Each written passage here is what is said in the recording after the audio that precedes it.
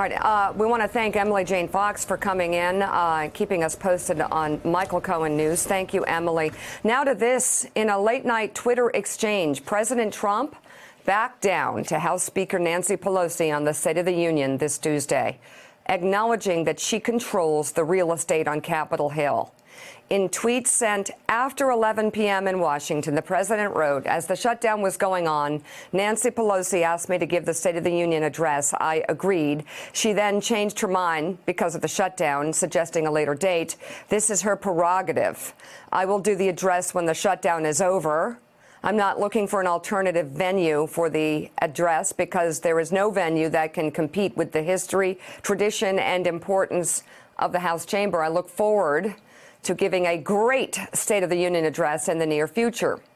Shortly before midnight, the Speaker responded, "Mr. President, I hope by saying near future, you mean you will support the House-passed package to end the shutdown that the Senate will vote on tomorrow. Please accept this proposal so we can reopen government, repay our federal workers, and then negotiate our differences." Willie, this is delicious for Democrats who wanted Nancy Pelosi to step up and push back at this president. And in what may be somewhat of a symbolic battle, it seems like for the first time in his life, he got the answer no, and he had to live with it. Well, Speaker Pelosi has held the line throughout this shutdown, and ironically, she is the one person, it seems, that President Trump actually respects in Washington. The way he talks about her, the way he addresses her, the way he now responds to her demands and requests is unlike other people that we've seen throughout Washington and during his presidency. And Jake Sherman, the question now is, okay, we're back from the brink a little bit of this State of the Union address, but what happens from here? We've got the two votes today in the Senate, one a Republican bill, one a Democrat bill, neither expected to get the 60 votes it needs. But does that get people a little bit closer to something to end the shutdown here? Yes and no. I mean, there's two distinct dynamics that are happening at the same time. Number one, there is this thought in which Nancy Pelosi is putting border wall money on the table and is saying she's looking to get some sort of compromise in the coming weeks. She is now saying she will give upwards of $5 billion. Her allies and aides are telling us this, but no wall money. She doesn't want any money for the wall, but she is willing to talk about border security. Then you have this incredibly bizarre standoff, which, by the way, Republicans thought yesterday that they were winning. They were daring Nancy Pelosi to disinvite formally the president from giving the State of the Union. Nancy Pelosi did it basically without blinking an eye, and the president backed down. That's an important dynamic because it does reestablish Pelosi as it establishes her primacy on Capitol Hill, which is incredibly important in this tit for tat with the president. Now, listen, in the next couple days, two things need to happen. Nancy Pelosi and Mitch McConnell need to get engaged with each other. They are the only two people at this point, along with Chuck Schumer, who could get a deal. And the deal that we know, we kind of understand what the contours of this deal are. They are going to be a big border security package, several $1 billion, maybe some modest changes to immigration policy, and maybe some promise that they will look at further ways to secure the border. The president, according to Pelosi, who, again, controls the House, the president is getting used to this fact, but controls the House. She's not getting any money. He's not getting any money for the wall. She's not giving it. And those dynamics are not going to change. So another new poll shows that the shutdown is crashing President Trump's approval rating. The Associated Press, an ORC poll, puts the president's job approval at just 34%, down 8 points from December. Meanwhile, disapproval of his performance has climbed up to 65%, up 9 points from just before the shutdown began. His rating is near its lowest in 2 years, dropping significantly among independents. This after a CBS News poll found his approval rating has fallen to 36%. Asked in a separate question if a border wall is worth the government shutdown, 71% said no. Still, the Trump administration is reportedly asking agency leaders for a list of programs that would be affected if the shutdown continues for the next several weeks. A senior official with the Office of Management and Budget tells NBC News, quote, "Prudent management means planning and preparing for events without known end dates." As OMB continues to manage this partial lapse in appropriations, unfunded agencies are being asked to continue to share with OMB an ongoing list of programs that could be impacted within the coming weeks. According to the Washington Post, acting White House Chief of Staff Mick Mulvaney has pressed agency leaders for a list of high-impact programs that would be jeopardized if the shutdown continues into March and April. People familiar with the directive told the Post Mulvaney wants the list no later than Friday, and it's the firmest evidence to date that the White House is preparing for a lengthy funding lapse that could have snowballing consequences for the economy and government services. Meanwhile, Chief White House economist Kevin Hassett said, get this, that there could be zero growth in the first quarter if the shutdown continues that long. Zero. Could we get zero growth? I just want to nail this down. Yes, we could. We could. Okay. We could. Yes. All right. If it extended for the whole quarter, and given the fact that the first quarter tends to be low because of residual seasonality, then you could end up with a number very close to zero in the first quarter. In terms of the workers who are coming to work and not getting paid, what would you say to them? Listen, it's not fair to you, and we all get that, but this is so much bigger than any one person. It is a little bit of pain, but it's going to be for the future of our country. Laura Trump saying it's a little bit of pain. She says she was misunderstood. It's not a little bit of pain, though. It's a lot of pain, a lot of human suffering across the country, millions of American people. Michael Steele, look at these poll numbers and tell me how Republicans wouldn't at this point be urging Mitch McConnell to figure something out, because this cannot go on till March and April, and this White House is preparing for it to go on in March and April. Are Republicans going to stay with this? I think that what you're seeing today with these votes in the Senate is we're not watching the ice break, but we're hearing it creak.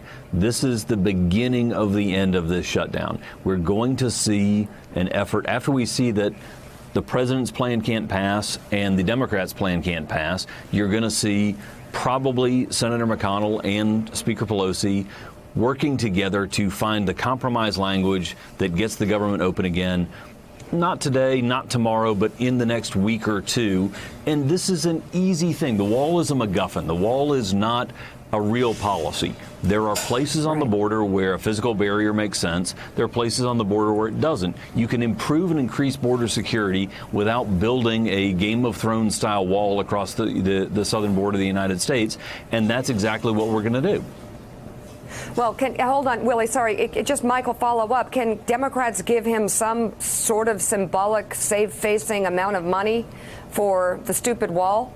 And then get a lot more in terms of border security and other immigration issues that are important to them? Is there any movement here that's possible with Mitch McConnell? Sure. I think that this is going to end with a typical Washington fudge where Democrats will agree to additional money for border security, and they will say there's no wall, we're not giving money for a wall, they're not going to build a wall. The president will say, look at all this money I got to build a wall to improve border security, and everyone lives to fight another day. This is pretty extraordinary here, Mika. 5 former Homeland Security secretaries, including President Trump's former chief of staff, John Kelly, his chief of staff as of a couple of weeks ago, are calling on the president and Congress to end the shutdown. NBC News has obtained a copy of the letter. It states that one of the unfortunate consequences of the shutdown has been the need for some Homeland Security employees to seek unemployment or to find a new job. The letter reads in part, We write to you today with a simple message. Fund the critical mission of DHS. Homeland Security is national security. DHS has a vital mission to secure the nation from the many threats we face. Also, groups representing aviation professionals are sounding the alarm about the growing risk to public safety. Yesterday, the unions representing air traffic controllers, pilots, and flight attendants released this joint statement. Quote, in our risk-averse industry, we cannot even calculate the level of risk currently at play, nor predict the point at which the entire system will break. It is unprecedented. Mike Barnicle, go back to John Kelly for a second. As I said, he was President Trump's chief of staff for almost 2 years. As of a couple weeks ago as the chief of staff, he has now signed on to a letter saying, end the shutdown. Yeah, well, he knows how stupid the shutdown is. Yeah. And he knows how really relatively easy it would be to end the shutdown if both sides were not so dug in and the politics of this were not so polarized. Michael Steele, who worked for John Boehner, I mean, John Boehner had a very good relationship with former Chief of Staff Bill Daley. in the Obama White House. They spoke regularly. They almost got a big budget deal done. Didn't happen, but they were speaking to each other. Now it seems both sides are so frozen in movement, in their lack of movement, that we have the acting Chief of Staff, Mick Mulvaney, talking about what to do to prepare for an extended shutdown into March or April. Susan, I don't know about you, but I mean, watching this play out is just a stunning, stunning portrait of complete ignorance on both sides of what the reality of this shutdown is doing, not just to the 800,000 people not getting a check for the second time, but to the country itself. You know, it's cold comfort to people across the country, especially the federal workers affected by this, that they see this tit for tat debate going on in Washington. But I think that is the force that is going to make this get resolved. You know, you think about who broke yesterday with the president. Cory Gardner told the Denver Post he would vote for the Democratic bill coming up in the Senate today. Cory Gardner up for re-election in Colorado next year. Just finished a term as chairman of the Senate campaign committee arm for the GOP. That's a message that senators and congressmen on the Republican side, as well as the Democratic side, are hearing from people, from their constituents, that this needs to stop, and not in March or April. That would be extraordinary for this to extend into then. Yeah. All right, so Jake, looking forward to whether or not getting Mitch McConnell to move on this, and Mitch McConnell perhaps to appeal to the president that this isn't working, that the only people who might be appealed to here is that hardcore base, that most of America doesn't want this wall, but you've got human suffering here and danger to the country. Isn't this upon Mitch McConnell at this point to make the president understand his fantasy has to end?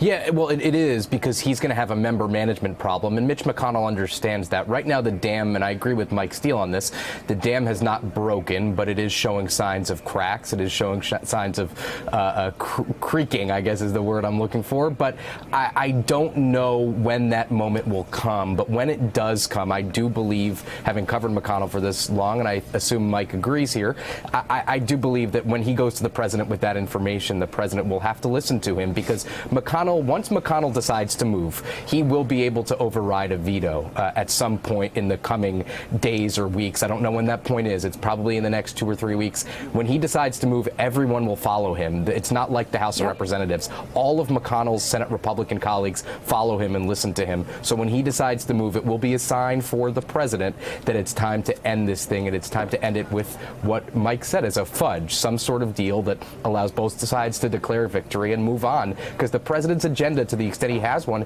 is completely stalled at the moment. Everything is focused on this immigration fight. All right, senior writer at Politico, co-author of The Playbook, now an NBC News and MSNBC political contributor, Jake Sherman. Thank you very much. Thank you. And still ahead on Morning Joe, the FBI Agents Association says the shutdown is hurting national security. We're going to talk to the group's president, who represents 14,000 active and former agents. Also ahead, some major developments on the international stage. The Trump administration is putting itself in the middle of Venezuela's crisis. Richard Haass weighs in on the risks and the benefits of regime change. You're watching Morning Joe. We'll be right back. Thanks for checking out MSNBC on YouTube, and make sure you subscribe to stay up to date on the day's biggest stories. And you can click on any of the videos around us to watch more from Morning Joe and MSNBC. Thanks so much for watching.